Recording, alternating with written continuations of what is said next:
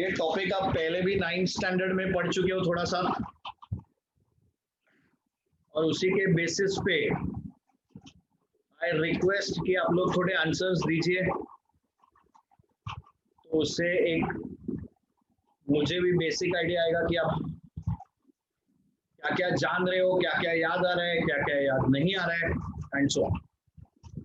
सो sound अपने chapter का नाम है, but we will bring it down to a more basic level. We will start with wave motion. So what according to you is wave motion? How do we define wave motion, or what happens in wave motion? चलिए one liners, एक एक line में जो भी आपको ध्यान में आता है बताइए.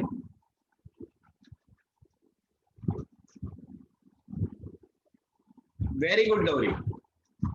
तो एक इनपुट अपने पास आ गया है कि वेव मोशन में एनर्जी का ट्रांसफर होता है. शाबाश, करेक्ट है. Transfer of energy, very good Vishal. अब इसमें ट्रांसफर ऑफ एनर्जी के साथ देखिए और एक पॉइंट जुड़ गया है, विदाउट माइग्रेशन ऑफ पार्टिकल्स. मतलब पार्टिकल सिर्फ अपने जगह पे वाइब्रेट होगा, वो अपना जगह छोड़ के जाने वाला नहीं है. एक्सेलेंट. सो वेव मोशन क्या है?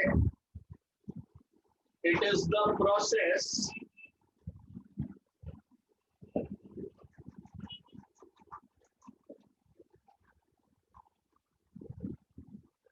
of energy transfer. Very good, Rushi.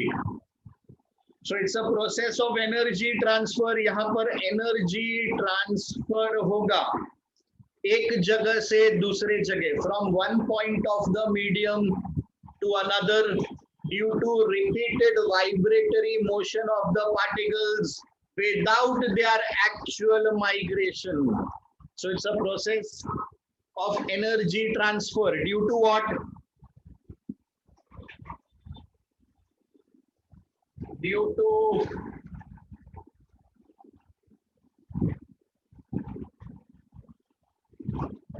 the repeated oscillations or vibrations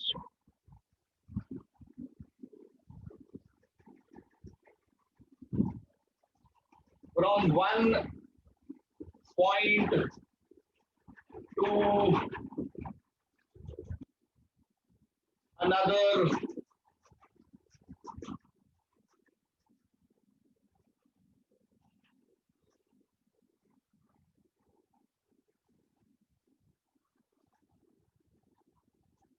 without actual migration of the particles. तो देखिए ये आपका वेव मोशन का डेफिनेशन हो गया, या उससे रिलेटेड पॉइंट्स हो. अब जब हम क्लासिकल फिजिक्स पढ़ते हैं तो उसमें हम वेव्स को दो तरीके से क्लासिफाई करते हैं. एक मैकेनिकल वेव और दूसरा है हमारे पास, वेरी गुड निशा, इलेक्ट्रोमैग्नेटिक वेव्स. तो इलेक्ट्रोमैग्नेटिक वेव्स हम लोग बहुत डिटेल्स में पढ़ चुके हैं. आप कभी भी जाके वो वीडियोस चेक कर लीजिए. तो एडवांटेज क्या रहेगा, जब भी आप जो भी आप वेव के बारे में पढ़ोगे, अब इलेक्ट्रोमैग्नेटिक वेव भी तो वेव ही है, तो basic properties are going to remain the same. Mechanical wave और इलेक्ट्रोमैग्नेटिक वेव में फर्क क्या है? मैकेनिकल वेव को मीडियम चाहिए for the propagation. Very good Vishal.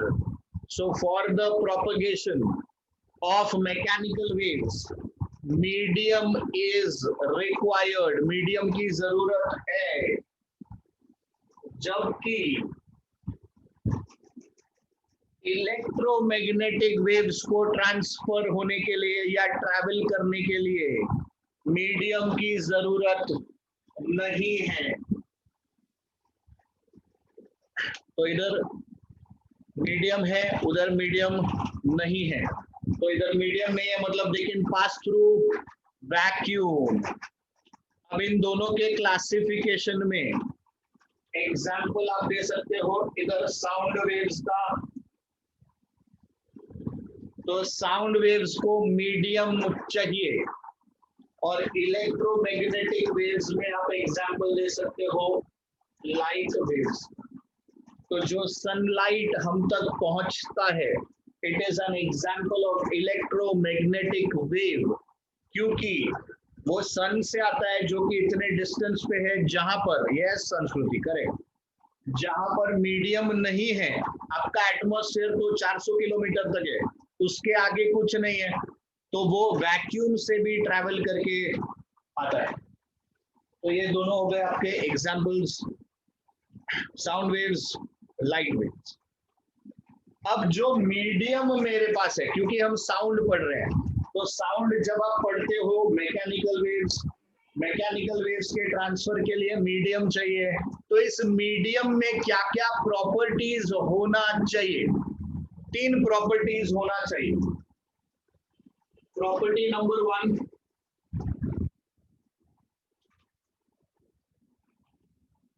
inertia. Property number 2, elasticity.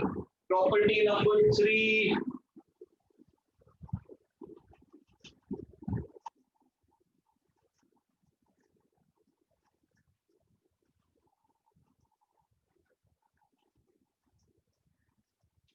तो जो आपके पास मीडियम है ना, इस मीडियम के पास में 3 चीज होना चाहिए, तभी वो वेव को ट्रांसफर करवा सकता है।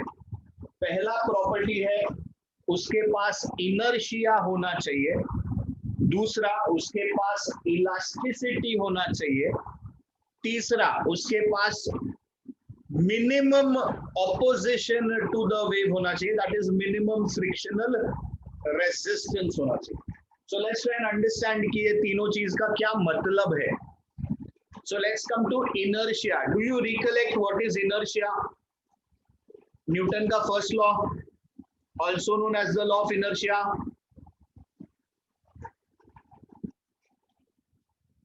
यस, इनर्शिया बताइए, इनर्शिया।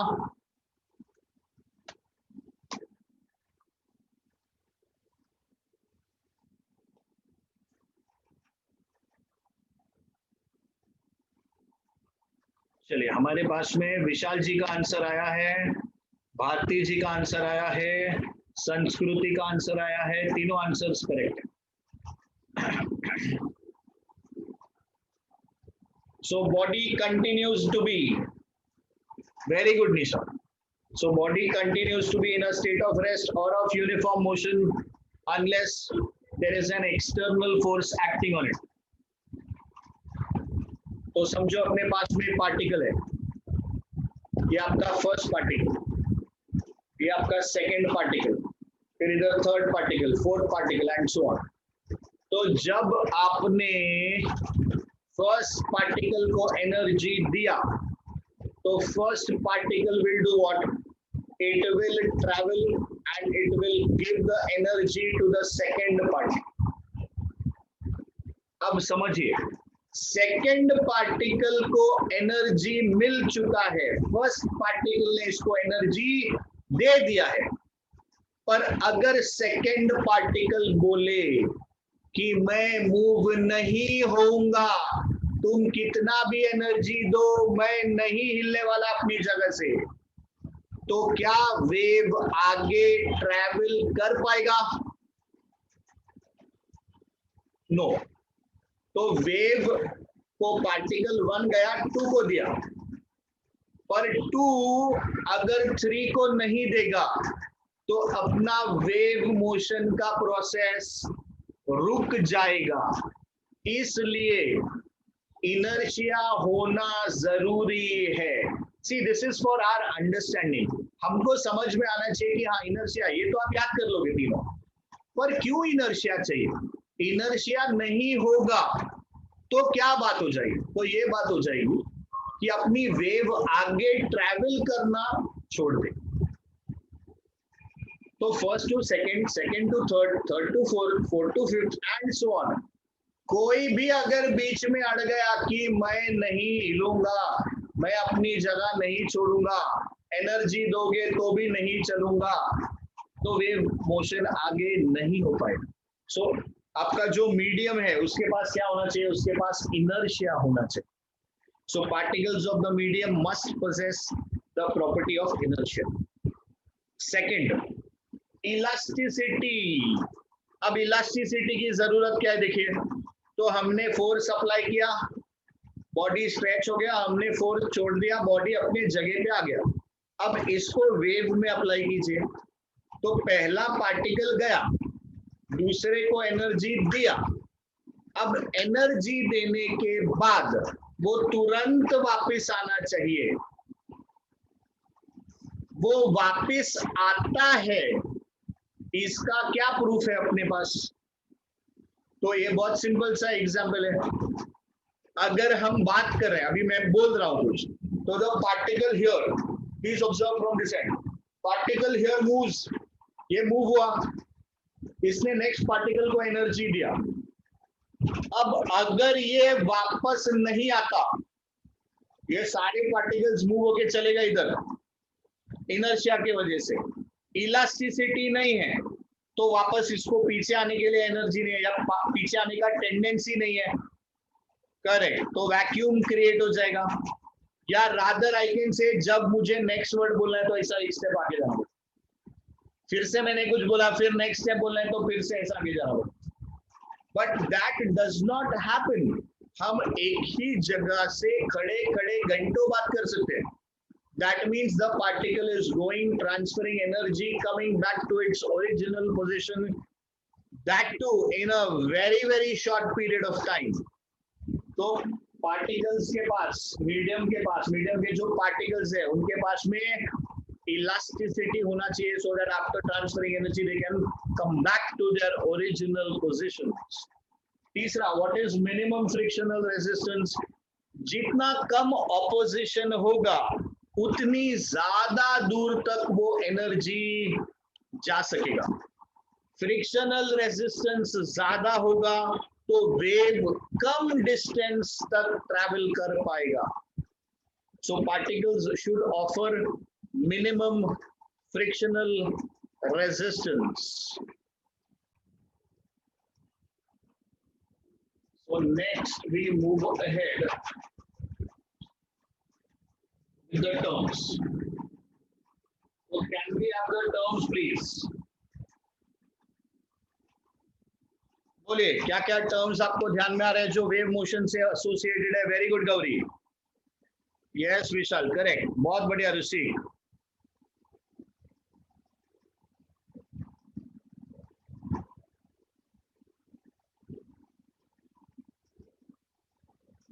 ओके चलिए, तो काफी सारे टर्म्स दे दिए आपने.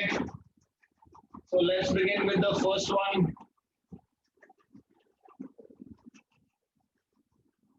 एम्पलीट्यूड.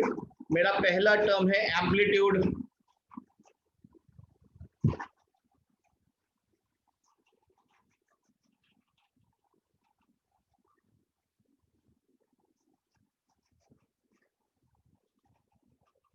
दूसरा टर्म है वेवलेंथ.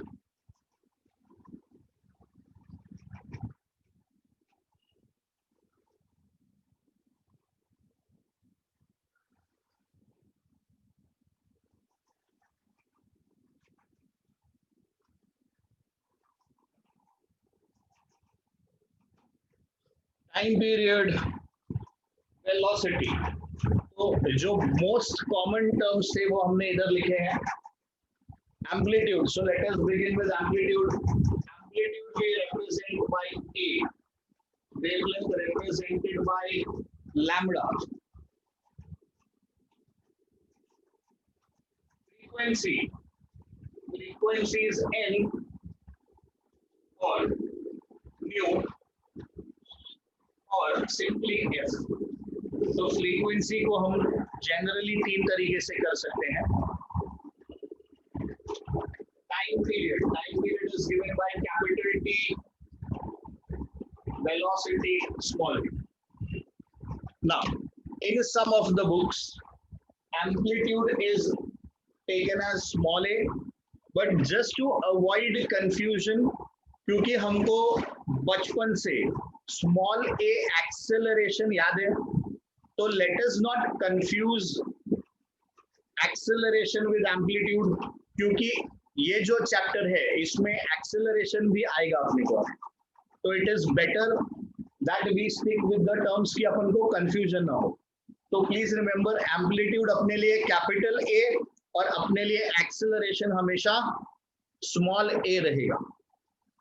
अपार्ट फ्रॉम दिस, ये तो 5 हो गए, और भी कुछ टर्म्स।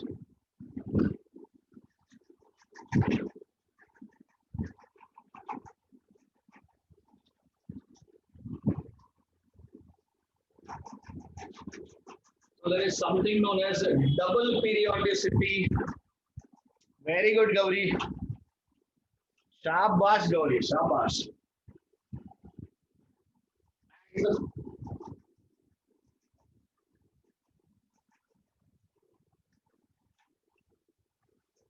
Phase. अभी इन सब के बारे में थोड़ा सा बात कर लेते हैं। हालांकि आई बिलीव आपको ये सारे पॉइंट्स मालूम होंगे, बट स्टिल अपने को एक बेसिक चीज, बेसिक रिविजन कर लेते हैं। सो एम्पलीट्यूड, अगर आप एक वेव बनाते हो, ये देखिए यहाँ पर हमने एक wave draw, so there is this wave which is moving towards the positive x-axis, correct? So amplitude बोलते हैं हम लोग maximum displacement, maximum displacement of the particle from the mean position. So maximum displacement of the particle from the mean position is known as amplitude. तो क्या ये amplitude है? नहीं। क्या ये amplitude है? नहीं। क्यों? क्योंकि ये मैक्सिमम डिस्प्लेसमेंट नहीं है। So amplitude is the maximum displacement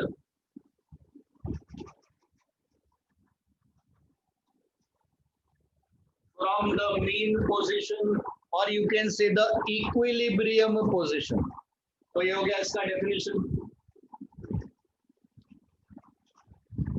unit will be metre, SI unit distance है मीटर। चलिए वेवलेंथ, इलेक्ट्रोमैग्नेटिक वेव्स में अपने बहुत डिटेल में किया है। Distance between two back particles, ऐसा मत लिखो यार। Distance between crest and trough, okay. Successive crests, troughs, okay. Distance between two crests and troughs. Very good, Vishal. I was just waiting for this part. So distance between two consecutive particles, yeah, two successive particles. Very good, Gauri. Which are in the same state of vibration. तो बच्चा party, अगर तुमने ये same state of vibration नहीं लिखा, तुमने अपना 9th standard वाला ही ठोक दिया। Distance between two consecutive crests and two consecutive troughs is wavelength. तो 11th में अंडा मिलेगा तुमको, और आजकल बर्ड फ्लू के कारण वो अंडा तुम खा भी नहीं सकते। एनीवेज, बॉटम लाइन इज, वो क्रेस्ट और ट्रफ तो अलग हो गया। अब प्लीज समझिए, ये पार्टिकल क्या ये डिस्टेंस वेवलेंथ है? भारती जी, क्या ये डिस्टेंस वेवलेंथ है? नहीं है बेटा, ये डिस्टेंस वेवलेंथ है।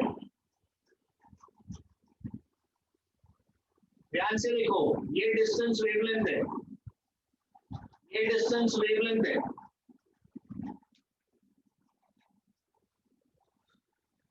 So what is wavelength? Wavelength is the distance between two successive particles which are in the same state of vibration. चलिए जरा प्लीज एक बार इसको ध्यान से देख लीजिए, जिन लोगों को भी ये याद नहीं है या मालूम नहीं है, जो भी।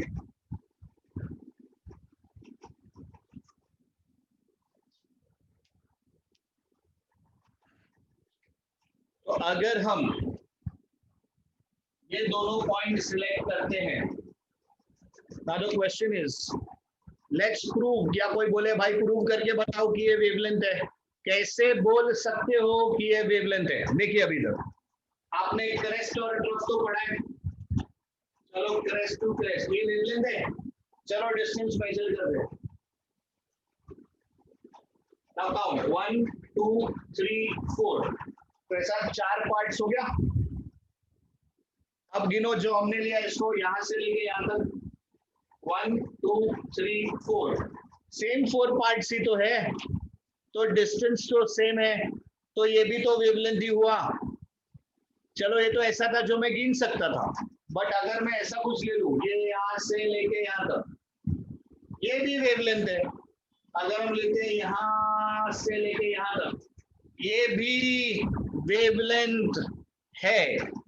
नाउ प्लीज अंडरस्टैंड स्टूडेंट्स कि ये वेवलेंथ क्यों है, because all these particles are in the same state of vibration.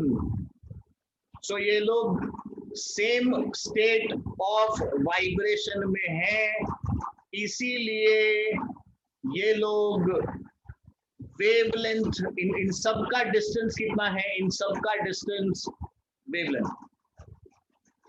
Now the सवाल इज कि भाई मुझको कैसे पता चलेगा कि कौन सेम स्टेट में है और कौन सेम स्टेट में नहीं है? तो we will select the two particles and quickly we will see कि सेम स्टेट को कैसे आइडेंटिफाई करेंगे। चलिए भारती जी प्लीज ध्यान दीजिए इधर।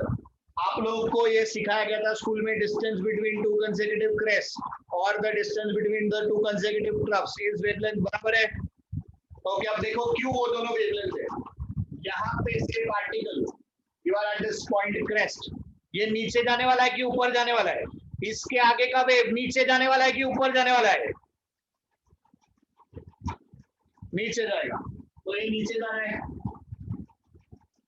इस पॉइंट पे आओ। अभी वेव नीचे जा रहा है कि ऊपर जा रहा है? अभी फिर से आपका वेव नीचे ही जा रहा है। That means these two particles they are in the same state of vibration. इसको देखो अभी इधर, ये इधर है, इधर जा रहा है, ऊपर जा रहा है। ये देखो इसको इधर जा रहा है, ऊपर जा रहा है। So two successive particles in the same state of vibration, ये डिस्टेंस क्या हुआ? वेवलेंथ। भारती जी अभी एक और क्वेश्चन ट्राई करना, तो अपने को समझेगा कि आपको वेवलेंथ क्लियर हुआ है कि नहीं।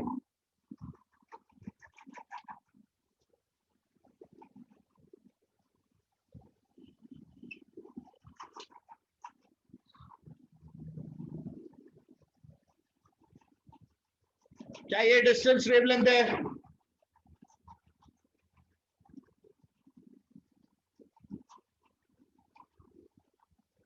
ओके, किसी को भी ऐसा लग रहा है कि ये डिस्टेंस वेवलेंथ है?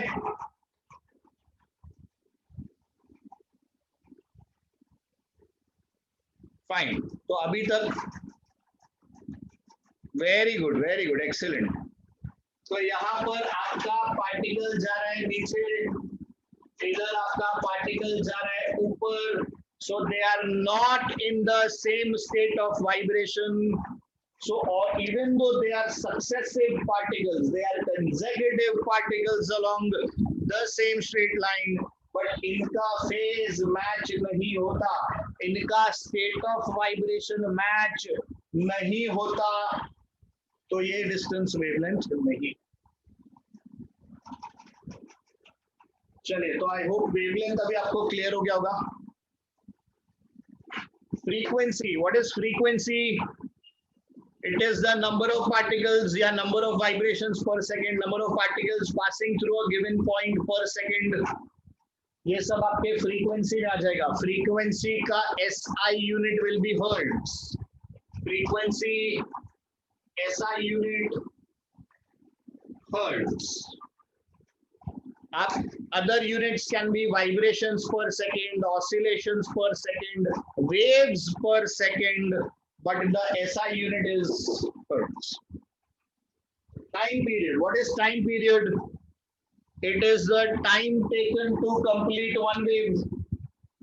ये एक डेफिनेशन हो गया, ये वेव के टर्म्स में हो गया। अगर आप पार्टिकल्स के टर्म्स में बात करोगे, so it is the time taken by a particle to complete one vibration, या फिर time taken by a particle to complete one oscillation, उसको हम बोलते हैं time period.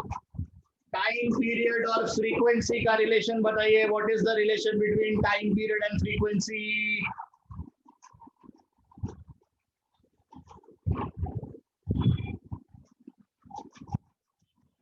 Very good. So the relation is n is equal to 1 upon t. This is the relation between frequency and time period. Very good. Inversely proportional. बहुत बढ़िया। चलिए velocity या speed. So let's come to velocity, or you can say speed of the wave. Very good, Sanskrit. So velocity या speed हमको मालूम है distance upon time. तो हम लिखेंगे इसको distance upon time. Distance traveled by one wave. Very good, Vishal. Distance traveled by one wave is lambda. Time taken to complete one wave is t. बहुत बढ़िया संस्कृति। 1 upon t is n. So v is equal to n lambda. So this is your v equal to n lambda.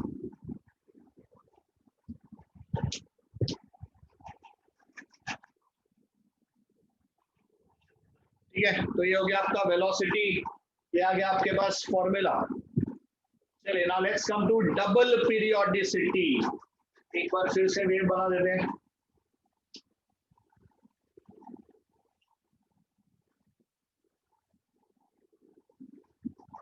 तो जो wave है आपका, it is having double periodicity. It is doubly periodic. Periodic मतलब कोई चीज जब अपने आप को इक्वल इंटरवल्स ऑफ टाइम के बाद में रिपीट करती है तो उसको हम बोलते हैं पीरियोडिक। जैसे आपका होता है फर्स्ट लेक्चर 30 मिनट्स 45 मिनट्स जो भी है, तो that is first period, second period, third period, fourth period and so on. So why periodic? Because it keeps on repeating itself after of equal intervals of time.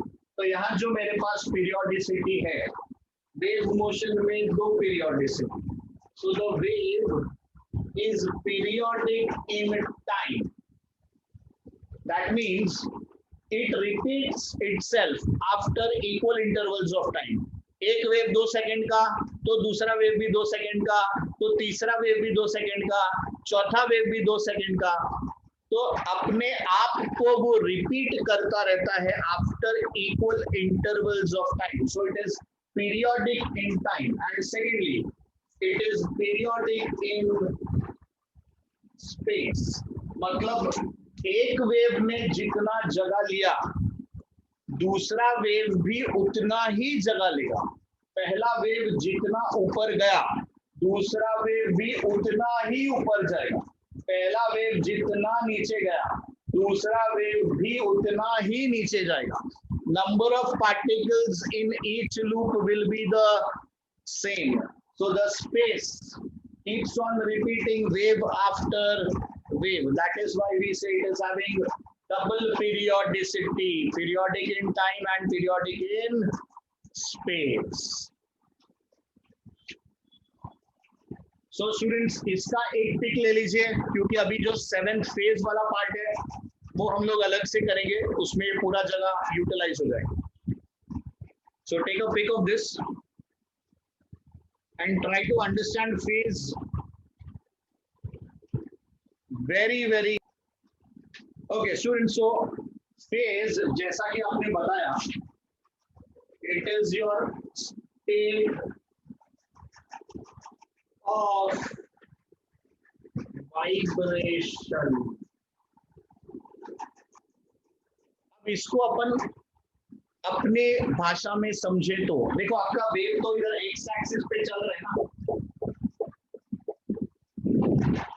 इसको अगर मुझे एक angular version देना है, यहां पर तो ये आपका डिस्टेंस है, this is distance, this is along the x axis, इधर पहुंच गया, इधर पहुंच गया, इधर पहुंच गया, इधर पहुंच गया, इधर पहुंच गया, तो ये हम एक्स के फॉर्मेट में दे रहे हैं। तो ये जो मेरा एक्स का फॉर्मेट है, या अलोंग द एक्स एक्सिस जो वेव जा रही है, इसको अगर मुझे एक एंगुलर फॉर्मेट में देना है, तो मैं उसको कैसे रिप्रेजेंट करूंगा इन टर्म्स ऑफ एंगल, उसको हम बोलते हैं face. So for this I need angle, angle के लिए अपने को सर्कल चाहिए। So let us say that अपना particle is performing circular motion, तो हमने एक सर्कल ड्रॉ कर लिया एंड वी से दैट अपना particle is doing what, it is performing circular motion. Please ध्यान दीजिए, तो आपका पार्टिकल है सर्कुलर मोशन परफॉर्म कर रहा है। Let us plot the points. तो ये इनिशियल पॉइंट 0 1 2 3 4 5 6 7 8। सर क्या नंबर लिखना जरूरी है? बिल्कुल जरूरी नहीं है। A B C D E F G H I, circle complete होने से मतलब। तो आप सर छोटा एबीसीडी लिखने का क्या, कैपिटल लिख लो। So that actually doesn't matter. होता क्या, हम ये सब चीज में ज्यादा ध्यान लगाने लगते हैं। तो आपको नंबरिंग करना है या लेबलिंग करना है, उसको कुछ नाम देना है। तो कैनवी से हमने एक सर्कल कंप्लीट कर लिया है। हम 0 से घूम के आए 8 पे, और 0 to 8 में हमारा एक सर्कल हो गया कंप्लीट। तो वन सर्कल इज कंप्लीट, तो one circular motion is done. Can I say I have traveled 360 degrees, which is 2 pi radian? अब जरा ध्यान दें। अब हम क्या करेंगे, हम बोलेंगे कि जब ये पार्टिकल इधर घूम रहा था ना सर्कल में, उसी टाइम पे या नेक्स्ट केस में we will travel with the same speed, but this time we will travel along this diameter. तो हम यहाँ से इधर जाएंगे और फिर वापस आएंगे, and we want the motion, both the motions to be equivalent. तो अब उसको इक्विवेलेंट हम कैसे करते हैं, ध्यान से देखो। चलिए 0 पॉइंट पे मैं इधर हूँ, मैं जब सर्कुलर मोशन में 0 to 1 पहुंचा, तो मुझे ऑसिलेटरी मोशन में कहां पर पहुंचना चाहिए, just bring this down to the diameter, तो आई शुड बी हियर। तो मैं आ गया 0 to 1, फिर मैं 1 से 2 गया, तो आई एम हियर 1 से 2, फिर मैं 2 से 3 गया, 3 to 4, now I'm coming back, so I'm here 4 to 5, इधर 5 to 6 आया, 6, तो इधर ऐसे चल गया है 6, ये 7, तो 6 to 7 इधर, तो यहाँ पर I am 6 to 7, and 7 to 8 I am here, तो देखो इधर मैं चल के पहुंच गया 7 to 8। तो जैसे मैंने एक सर्कुलर मोशन कंप्लीट किया, उसी के प्रोजेक्शन को, उसको अगर मैंने एक डायामीटर पे प्रोजेक्ट कर दिया, और आप ध्यान से देखोगे तो आपको दिखाई देगा कि ये एक ऑसिलेशन है, correct. So your circular motion is actually corresponding to an oscillation. तो I have completed one oscillation, या आप बोल सकते हो one vibration. What is the distance traveled in one oscillation or in one vibration?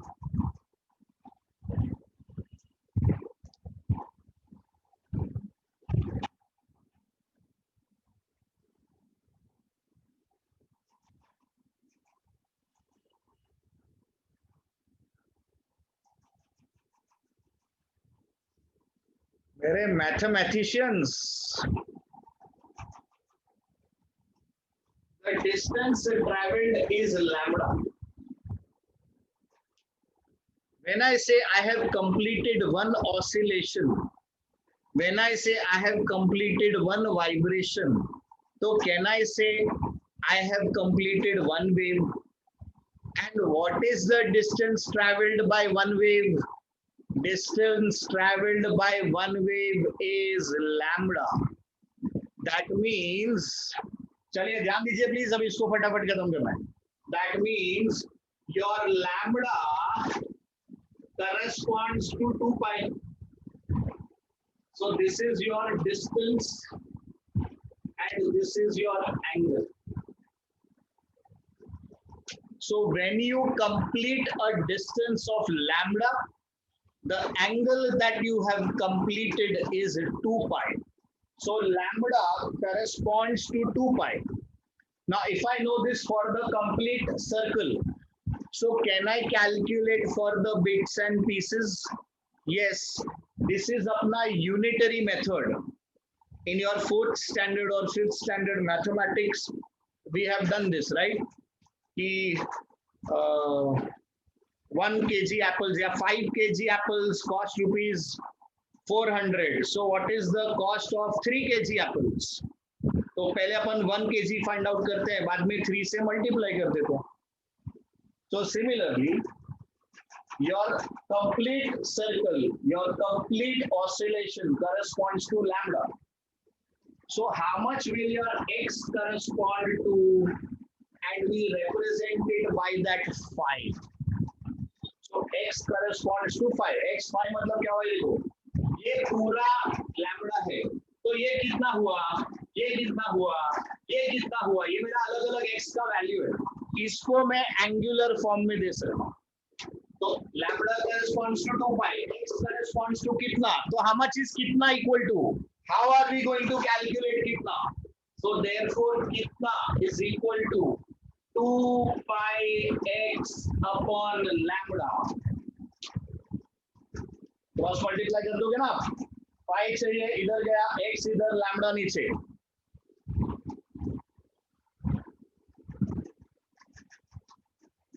बोलो भाई, समझ में आ रहा है कि आपको फेज कैसे कैलकुलेट हुआ है? समझ में आया क्या सबको?